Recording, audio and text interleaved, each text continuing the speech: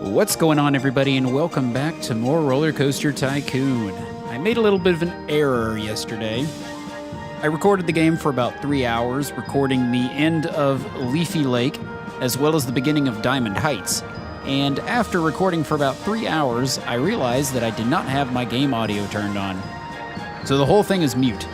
So instead of going back and re-recording the whole thing, because with any other game, I really would have gone back and re-recorded the whole thing, but with this game, there's a lot of repetition, and there's really only certain things that I really need to show. So I thought it would be okay if I went and showed you guys the end of Leafy Lake, where I ended up at the very end of the scenario, because the objective is really straightforward. It's exactly what we did in Diamond Dunes and Forest Frontiers. And Diamond Heights is actually a little bit different with the scenario. However, I haven't actually finished recording that one. So the beginning of the videos for Diamond Heights will be about halfway through the scenario. And I've already built a bunch of cool stuff in that one that I can show you guys.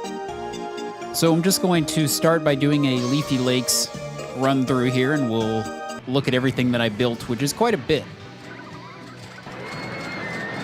I came to the conclusion that these shuttle rides are a complete cash cow.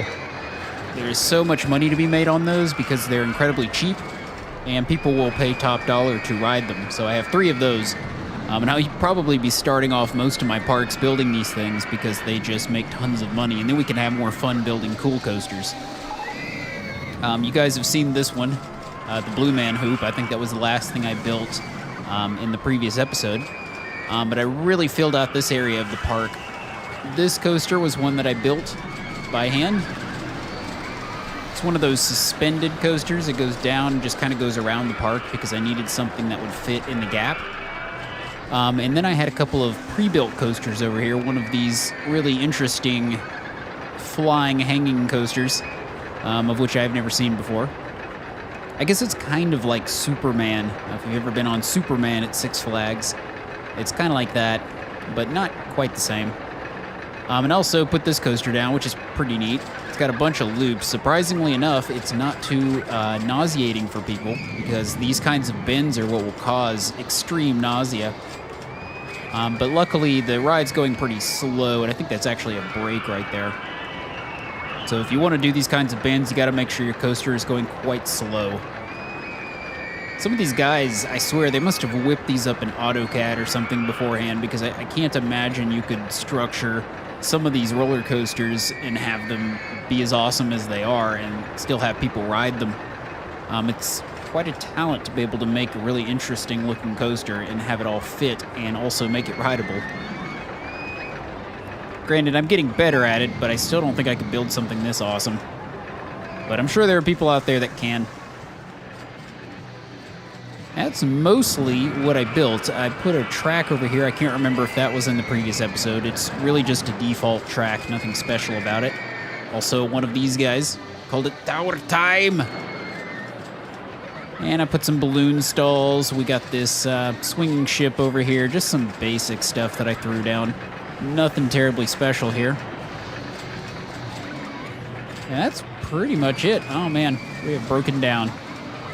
Also got tons and tons of working men because this area over here gets so nasty because of these 3 roller coasters and this one here. They're just people puking here all the time, literally. Also have a lot of police officers because people were getting pissy and breaking things. Tons of mechanics. No entertainers, but I've managed to keep the lines very short. I really like to structure my lines like this. Oh, yep, see, they're already complaining about the nasty state of my paths, even though I'm probably at a really high rating still. Yep. I was actually at 999 when I finished the level, which is actually the maximum rating that you can get.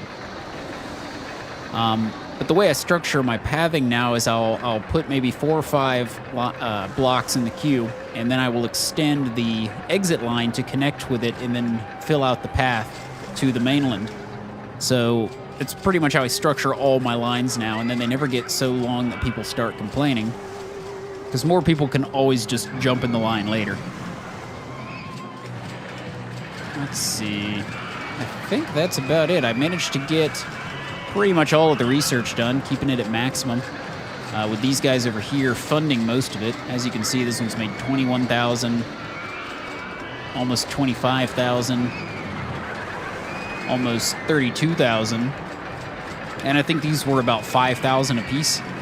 So big cash cows to be able to construct some really cool rides without actually cheating. Squash is still doing quite well.